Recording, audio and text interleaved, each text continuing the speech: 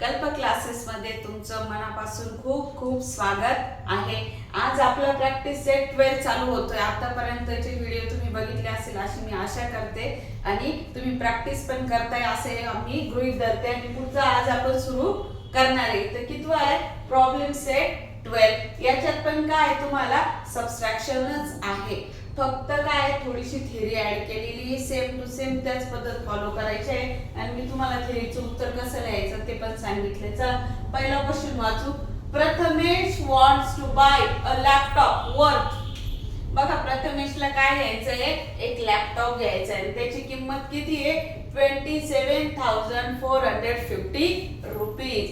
He has, परंतु त्याच्याकडे तेवढे काही सफिशियंट पैसे नाहीये। मग त्याच्याकडे किती पैसे 22,975 रुपीज, त्याच्याकडे किती आहे एवढे।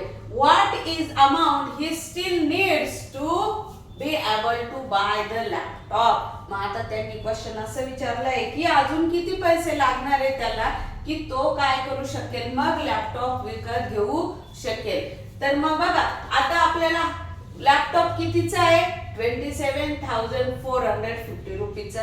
मोठी संख्या सबट्रॅक्शन मध्ये कंपल्सरी वरती लिहायची। जर तुम्ही आधी उलट दिलेलं राहिलं त्यांनी आणि तुम्ही तसंच लिहिलं तर तुमचा आन्सर काय होणार आहे, चुकणार आहे। तर मोठी संख्या नेहमी काय करा वरती लिहा। मग आपण वरती काय लिहिलं 27,450 आणि त्याच्याकडे आहे किती पैसे 22,975।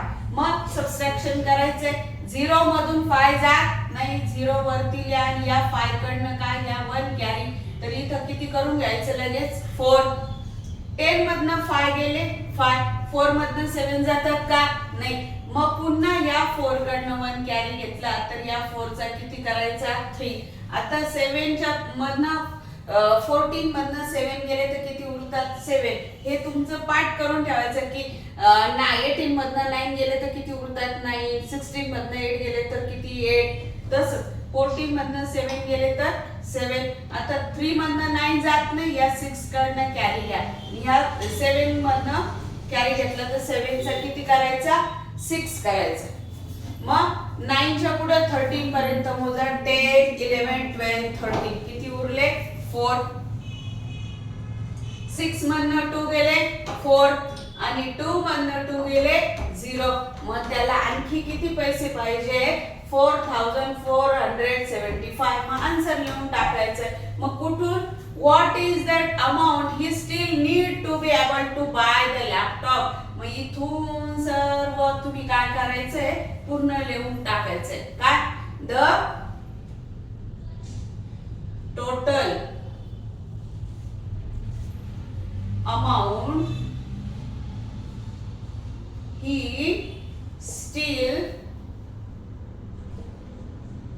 needs to buy laptop। आणखी किती पैसे लागणार आहे प्रथमेशला, तर एवढे कमी आहे, एवढे साचवले की तो लॅपटॉप घेऊ शकतो। पुढचं एक्झाम्पल आहे बघा, a company produce 44,713 scooter in a certain years. म्हणजे सर्टन इयर्स म्हणजे काय, कंपनी एका वर्षामध्ये किती स्कूटर बनवते तर म्हणे एवढे, किती 44,730। मग त्यांचं question and 43,150 in the next. मग आता एका सर्टन इयर मध्ये एवढ्या बनवल्या, नेक्स्ट मध्ये एवढ्या बनवल्या, तर how many more scooter did they produce in the previous year. मग मागच्या वर्षी एवढ्या बनवल्या, ह्या वर्षी एवढ्या बनवल्या, तर मागच्या वर्षी किती जास्त बनवल्या। आता फिगर वरनं कळतं की नाही, इथं 44 आहे म्हणजे सर्टन इयर मध्ये काय जास्त झालंय स्कूटर प्रोड्यूस करून, या वर्षी थोड्या काय कमी। मग ते एक्झॅक्ट किती कमी आहे आपल्याला सांगायचं। मग याला काय करावं लागेल आपल्याला, अगेन सबट्रॅक्शन। 0 मधून 0 गेला 0, 3 मधनं 5 जातात का नाही, ह्या 3 ला वरती 7 कडनं 1 घेतला तर 7 चा करायचा 6 आणि 13 मधनं 5 गेले तर किती उरतात तुमचे 8 राहतात। 7 मधनं 1 गेलं किती 5, 4 मधनं 3 गेले 1 आणि 4 मधनं 4 गेले 0। तर बघा इथं इथं कॅरी परत दिल्यानंतर इथं प्रत्येक वेळेस एकदाच कॅरी काय करतो आपण परत देतो. तर मग किती स्कूटर जास्त केले आहे प्रिव्हियस इयर मध्ये प्रोड्यूस, तर एवढ्या. मग लिहून टाकायचं how many more scooter did they produce in previous year. मग आन्सर लिहून टाकायचं. More scooter they produce in the previous year.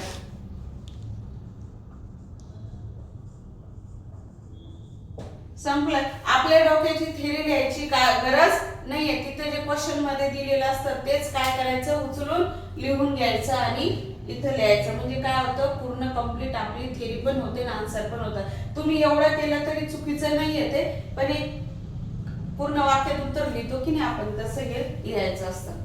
समजलं नसेल आणखी काही तुमच्या क्वेरीज असेल तर मला कमेंट मध्ये नक्की सांगा.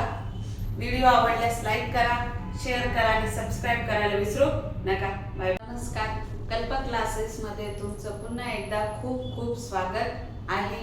आज आपला प्रॅक्टिस सेट 11च चालू आहे. बघा आपले काल मी 2 गणित घेतले होते तुमचे फक्त, कारण थेरी चालू आहे. लिहायला खूप वेळ जातो माझा, कारण लिहिण्यासाठी वेळ जातो, त्याच्यामुळे मी काल 2 एक्सप्लेन केले होते ना. आता आपला किती 3rd नंबरचं एक्झाम्पल चालू आहे. बघा काय म्हटलंय त्यांनी. इन अ सर्टन सिटी, एक कोणतं तरी काय शहर आहे. The number of man. आता जिथं व्हॅल्यू दिली ना त्याच्या खाली तुम्ही काय करायचं नेहमी अंडरलाईन करत चला, म्हणजे गणित चुकत नाही. त्या सर्टन सिटी मध्ये मॅन किती तुमचे 16,37,856 and the number of women is. पुरुष किती आहे एवढे, वुमन किती आहे 16,52,978. मग पुढे क्वेश्चन म्हणताय by how many does the number of woman exceed the number of man. मग त्यांचं असं म्हणणं आहे की एवढे पुरुष आणि एवढे स्त्रिया आहेत, मग किती संख्येने पुरुषांपेक्षा स्त्रिया काय जास्त आहे. एक्सीड म्हणजे काय जास्त आहे, अधिक आहे. मग ते आपल्याला करायचं. आता त्यांनी तो काय दिले, वुमनची संख्या वरती दिलेली आहे, मॅनची संख्या वरती दिलेली आणि वुमनची खालती दिली. आता जर तुम्ही आधीपासून वरची संख्या वरती खालती संख्या खालती लिहिली तर तुमचं गणित काय होणार आहे, चुकणार आहे. कारण बघा मोठी संख्या कोण आहे तुमची, ही आहे 16,52,000.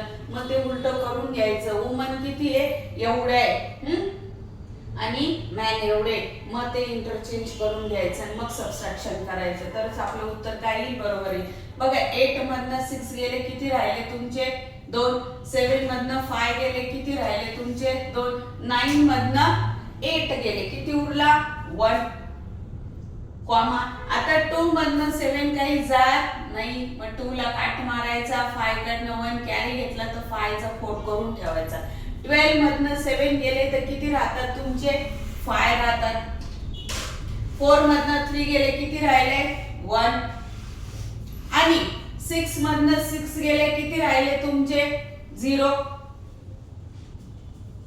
आणि 1 मधनं 1 गेले 0. मग आन्सर किती आलं, किती वुमन जास्त आहे तर तुमच्या 15,122. मग आन्सर लिहिताना आपण मी तुम्हाला सांगितलंय की इथलंच उतरायचं. The number of women exceed the number of men by म्हणजे कितीनी, तर 15,122 ने काय तुमच्या तर वुमन अधिक आहे. समजलं एक्झाम्पल. इथं 0 0 इकडे नाही लिहिले तरी चालेल किंवा लिहिले तरी चालेल. आपलं सबट्रॅक्शन पहिल्या गणिताचं काय झालंय कंप्लीट. आता पुढचाही तसंच दिलेला. काय म्हणताय त्यांनी, an organization decided to collect 25 lakh rupees for a certain project. तर बघा आता ते काय त्यांना किती पैसे जमा करायचे म्हणजे 25 लाख जमा करायचे. ते कलेक्टेड 26,57,340 थ्रू डोनेशन. लागत किती होते त्यांना, किती पैसे हवे होते 25 लाख. मग त्यांनी लोकांकडे काय केलं की देणगी मागितली, डोनेशननी किती कलेक्ट केले 26,57,340. आता फिगर बघितल्या की लगेच कळतं की एवढेच हवे होते पण मिळाले एवढे, म्हणजे अधिक मिळाले की नाही. मग ते म्हणतात की through donation and other kinds of aid, आणि डोनेशन पण घेतलं आणि बाकी काही वस्तू लोक काय करतात देणगी देतात की नाही, मग तसं मिळालं. आता हिशोब ठेवावा लागतो, अकाउंट ठेवावं लागतं की नाही, किती डोनेशन मिळालं, किती हवे होते, किती खर्च झाला. मग त्यांचं क्वेश्चन पुढे, by how much did they exceed their target. मग त्यांचं टार्गेट किती होतं बाळा 25 लाख आणि मिळाले किती एवढे. कितीनी त्यांचं टार्गेट काय झालंय, पुन्हा अगेन नवीन शब्द काय एक्सीड. एक्सीड म्हणजे अधिक जास्तीचं किती मिळालं हेच आपल्याला सांगायचंय. मग पुन्हा 25 लाख जर वरती लिहिलं तर तुमचं काय आहे मायनस मध्ये आन्सर येईल, तसं करायचं नाही. आणि मग छोटी संख्या खालती लिहायची आणि मोठी संख्या वरती लिहायची. आता तुम्ही तेवढे हुशार झाले की नाही की तुम्हाला कळतं अंक बघून इथं 2 2 सेम असलं तरी इथं 5 आणि इथं 6 आहे, म्हणजे 25 लाख हे किती आहे 26 लाख आहे. मग आपल्याला काय करायचं सबट्रॅक्शन करायचं. मिळाले किती 26,57,340 रुपीज आणि त्यांचं टार्गेट किती होतं फक्त 25 लाखचं. मग आपल्याला सबट्रॅक्शन करायचं. 0 मधून 0 गेला 0, 4 as it is, 3 as it is. नंतर इथं 7 पण काय येणार आहे जसा तसा, 5 पण काय येणार आहे जसा तसा. का इथं सगळे काय तुमचे शून्य आहे की नाही. मग ऍडिशन सबट्रॅक्शन करायची गरज नाही. 5 मधनं 0 गेला तर उत्तर किती येतं 5च येतं. नंतर 6 मधनं 5 गेला किती उरला 1 आणि 2 मधनं 2 गेले 0. मग उत्तर किती आलं तुमचं 1,57,340. मग लिहिताना लिहायचं अन ऑर्गनायझेशन. इथं म्हटलं की नाही अन ऑर्गनायझेशन, तसं नाही तसं लिहायचंय, काही जास्त टेन्शन घ्यायचं नाही. An organization exceed their target. कितीनी टार्गेट एक्सीड केलं बाय. इथं आपल्याला बघा दोन्ही क्वेश्चन मध्ये काय वापरलंय त्यांनी बाय. हाऊ मच बाय, तर बाय इथं देअर टार्गेट बाय 1,57,340. समजलं सोपं आहे की नाही.